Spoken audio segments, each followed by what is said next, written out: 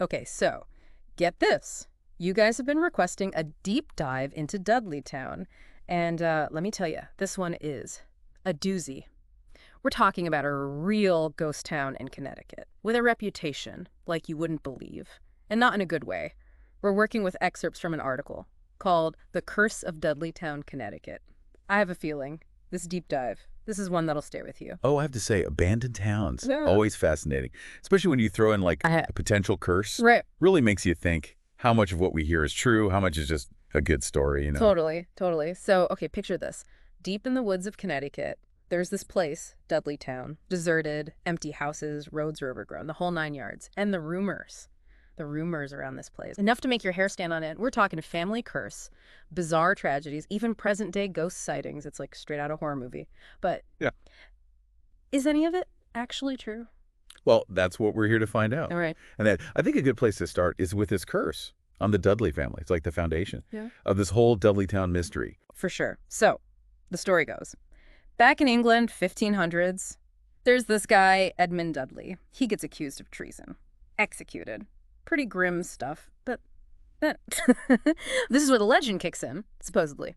Someone places a curse on his entire family line. It's so interesting how these curses, like generational curses, they pop up in cultures all over the world. And there's just something about that idea, actions having consequences, like rippling through time. It really captures the imagination. Right. Real life Greek tragedy, playing out across centuries. Okay, but here's where it gets really interesting. Some of Dudley's descendants, they end up in Connecticut generations later. And then, you guessed it, they founded Dudley Town. Okay, so we've got this curse hanging over the town, like from the very beginning. But what actually happened in Dudley Town? What earned it this nickname, the Village of the Damned? Well, it supposedly starts out as like a totally normal, everyday farming community.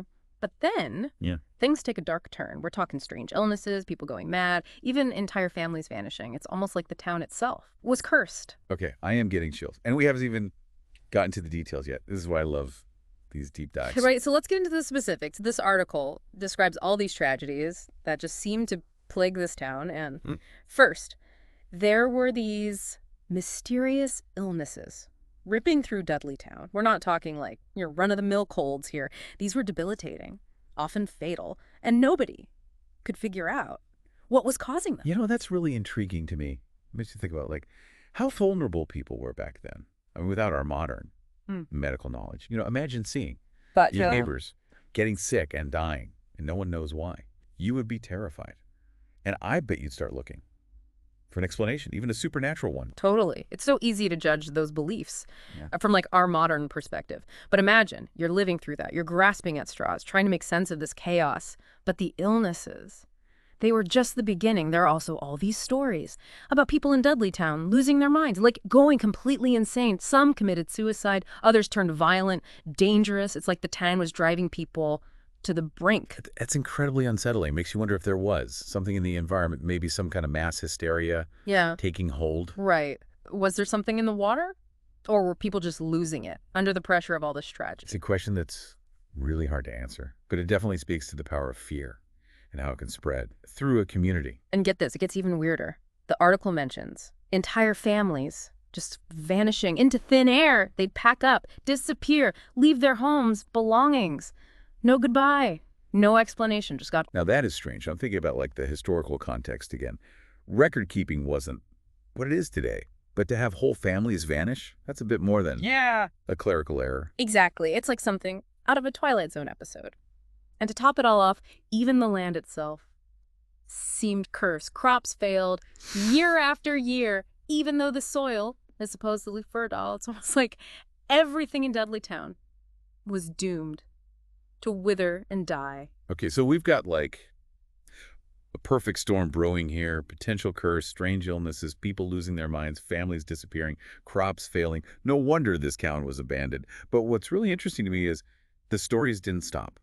When the people left... You're talking about the ghost stories. Right. Once Dudley Town became a ghost town, that's when the really creepy tales started to surface. Exactly. And those stories, they're what keeps people fascinated with Dudley Town even today. Yeah. So let's talk about those ghost stories. What are some of the reports? What are people experiencing in this abandoned village? Well, one of the most common reports is seeing these shadowy figures lurking in the woods. People describe these dark shapes like human silhouettes. that seem to move and vanish in the blink of an eye. Okay, now, before we jump to conclusions about ghosts, wouldn't you agree that our brains are kind of wired to see patterns, even where they don't exist? Especially in a dark, unfamiliar place like the woods around Dudley Town. Wouldn't be surprising if our imaginations got the better of us. That's true, especially when you consider the power of suggestion. If you go into a place expecting to see ghosts, you're probably more likely to interpret any shadow or movement as something paranormal.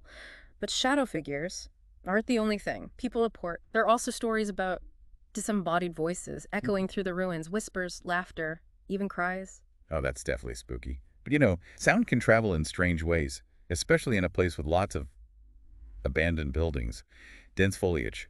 Could it be possible that some of these sounds are just natural noises being amplified and distorted by the environment? Okay, yeah, that's a fair point. Sound can definitely play tricks on us.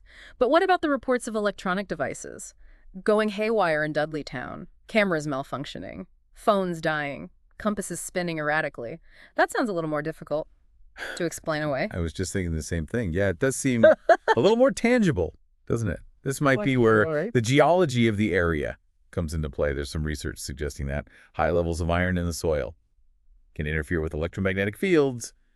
Could that be messing with the electronics? That's a really interesting point. So maybe it's not ghosts messing with our gadgets, but just the earth itself. It's certainly a possibility. We'll have to keep digging into that. But there's one more aspect of the Dudley Town experience that I think is hard to explain away.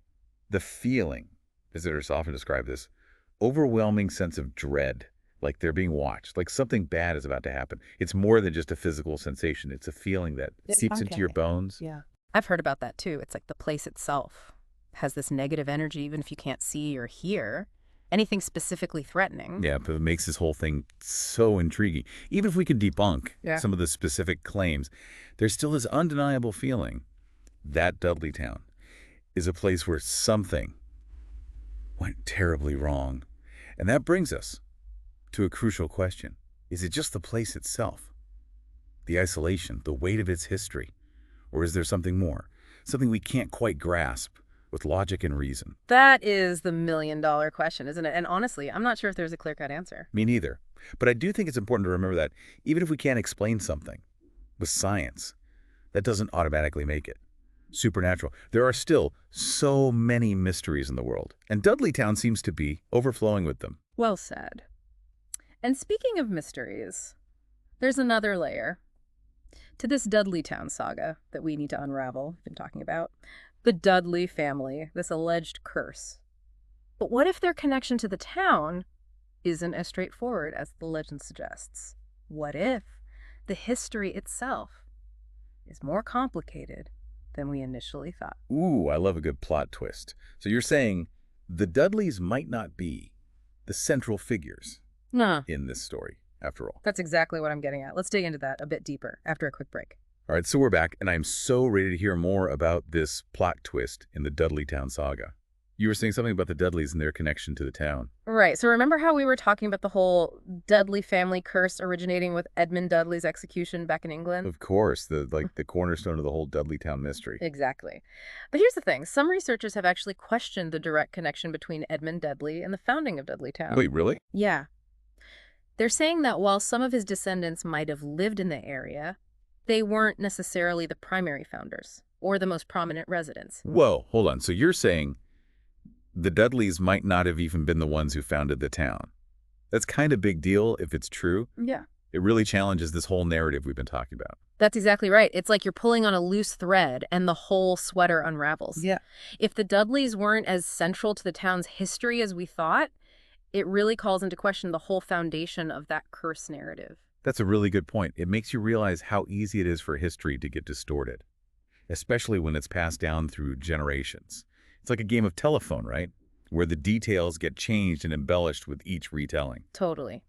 And to add another layer of complexity, it turns out there were other families who settled in Dudley Town too. Their stories might have just gotten lost in the shuffle as this cursed legend took hold and spread. It's like we're piecing together a puzzle, and we just realize some of the pieces are in the wrong places. Yeah. We need to step back and take a fresh look at the whole picture.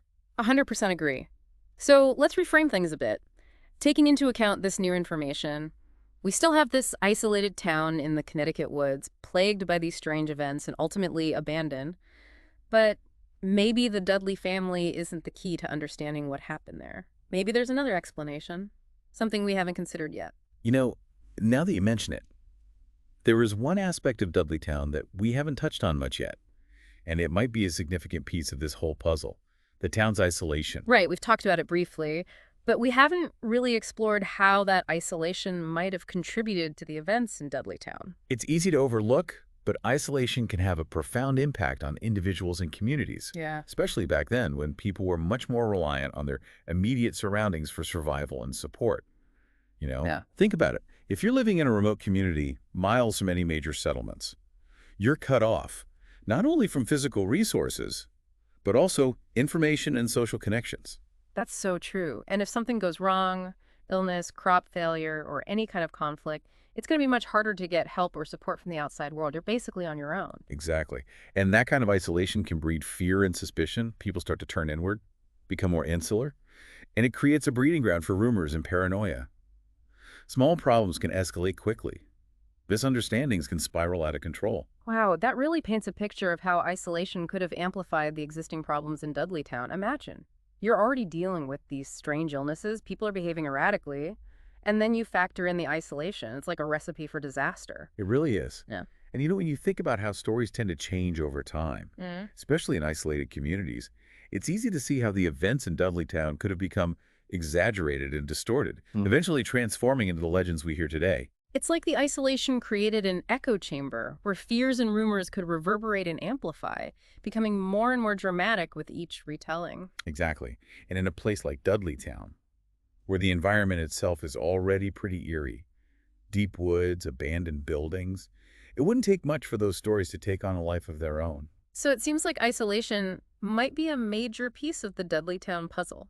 But what about the present-day ghost stories? How does the town's isolation play into those accounts? That's where it gets even more fascinating. You see, when a place is isolated and relatively undisturbed, it becomes easier to believe that it's somehow untouched by the passage of time, that it exists in the sort of time bubble where the past can bleed into the present. I see what you mean. It's like the isolation makes the ghost stories feel more real, more plausible. Exactly.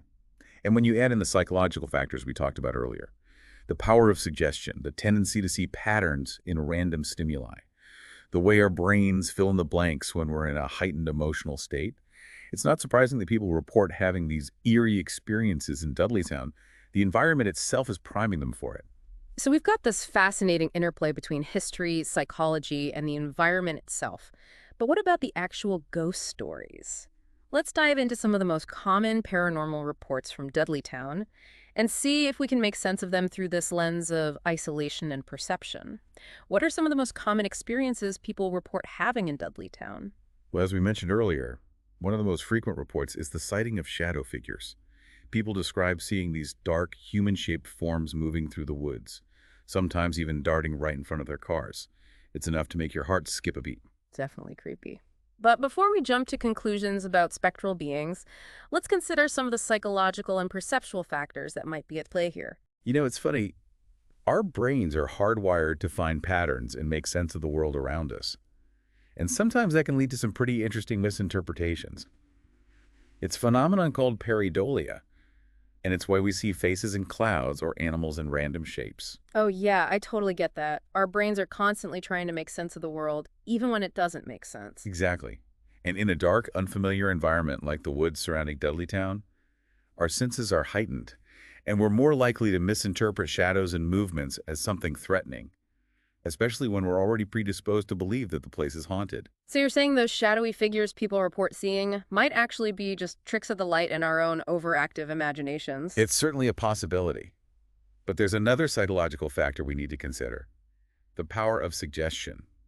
If you go into a place expecting to see ghosts, you're more likely to interpret anything unusual as evidence of the paranormal. That's a good point. We tend to see what we're looking for. Exactly.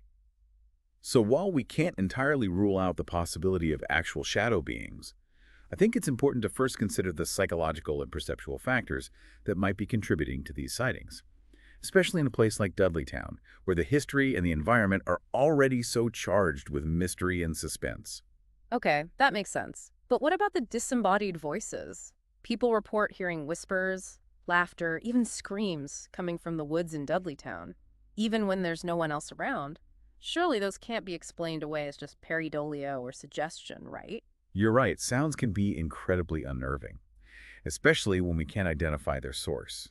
But before we jump to the conclusion that it's the ghosts of Dudley Town trying to communicate with us, Right. remember that sound can travel in some pretty weird ways. Yeah. Particularly in a place with so many dense trees, abandoned buildings, and uneven terrain. So you're saying the sound could be coming from somewhere else entirely. Yeah. And we just perceive it as coming from the ruins of Dudley Town. Exactly. A noise from far away could be amplified and distorted by the surrounding environment, creating the illusion that it's coming from right next to you.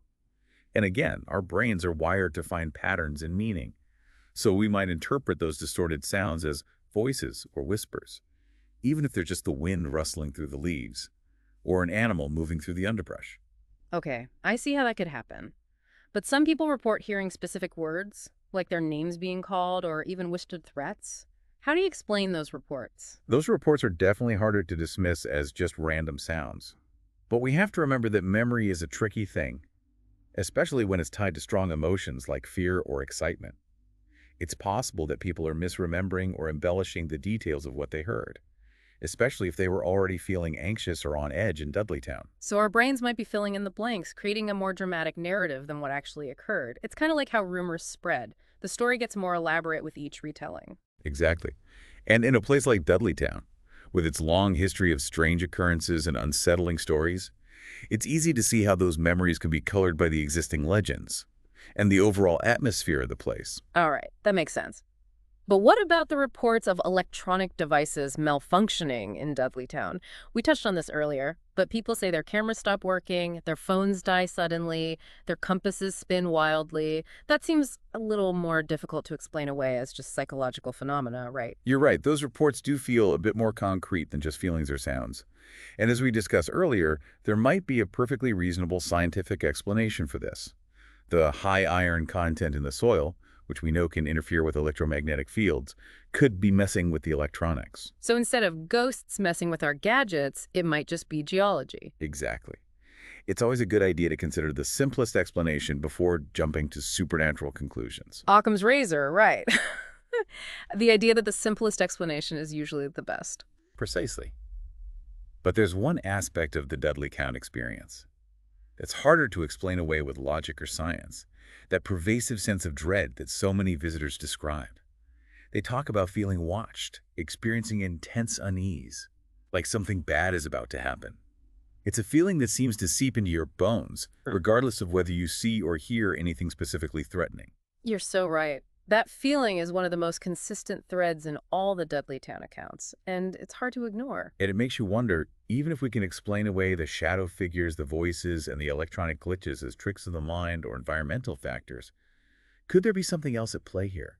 Some residual energy or emotional imprint left behind by the people who lived and suffered in Dudley Town? It's a question that really gets to the heart of the Dudley Town mystery, and while we may never have a definitive answer, I think it's the pursuit of that answer, the exploration of the unknown that makes the story so captivating. I totally agree. It's like we're peeling back layers of history, psychology, and perception, trying to get to the core of what makes Dudley Town such an unsettling and fascinating place. But here's another intriguing piece of this puzzle. Remember how we talked about the potential disconnect between the Dudley family and the founding of Dudley Town? Well, if we dig a little deeper into that, we might discover that the real story of Dudley Town is even more complex than we initially thought. Okay, I'm all ears. What have you uncovered about the town's history that might shed some light on this mystery? Well, it turns out that the historical record isn't quite as clear-cut as the legends suggest, and that's where we're headed next on our deep dive. So, it seems like we've been going down this rabbit hole with the Dudley family, and the more we learn, the more questions we have. That's like history. It's rarely ever as straightforward as we want it to be. Yeah. You know, there's always different layers, different perspectives. And sometimes those primary sources, they're just not there. Exactly. And in the case of Dudley Town, there's this whole other element we have to consider, like the ethics of exploring a place like this. You know, it might be a ghost town, but it's not just some empty space. On a map, real people lived there, experienced joy and sorrow, built their lives in that place. It is so important to remember that there's a human story behind every abandoned building, every overgrown road. And in the case of Dudley Town, I think it's a story that deserves our respect, even if we're just exploring it from afar. 100%. And we should probably mention again that Dudley Town is actually private property now. It's owned by the Dark Entry Forest Association, and they're very protective of the site. They don't allow any trespassing. I think that's understandable, considering the history, the delicate nature of the site. They're trying to preserve what's left for historical reasons and for the sake of the environment. For sure, but I know there are still folks out there who are drawn to Dudley Town, who are just fascinated by the mystery and the potential for paranormal encounters. What would you say to those people who might be tempted to, venture in, despite the warnings? Well, I would say, I get it. The allure of the unknown, it is powerful. But sometimes the most responsible and respectful way to explore these places is from a distance. We can learn so much from researching, reading accounts, studying photographs. I agree. We can still have that sense of discovery, exploration, without disturbing the peace of a place like Dudley Town. Yeah, and sometimes that distance can actually give us a clear perspective. We can see the bigger picture, connect the dots between the past and the present, appreciate the story of Dudley Town without getting caught up in the hype or the fear. I like that. So for those of you listening who are intrigued by Dudley Town, I encourage you, do your own research. Check out those historical records, see what you uncover. You might be surprised by what you find. There are so many resources available, online, libraries, historical societies. You can look at old maps, read personal accounts from people who lived in the area. You can even explore virtual tours of Dudley Town. It's like having this whole world of information right there at your fingertips. And who knows, maybe someday, the mysteries of Dudley Town, they will be fully revealed. Maybe we'll find that lost document or that one piece of evidence that explains everything. But until then, I think the not knowing, the mystery, is part of what makes the story so compelling. I totally agree. There's a certain beauty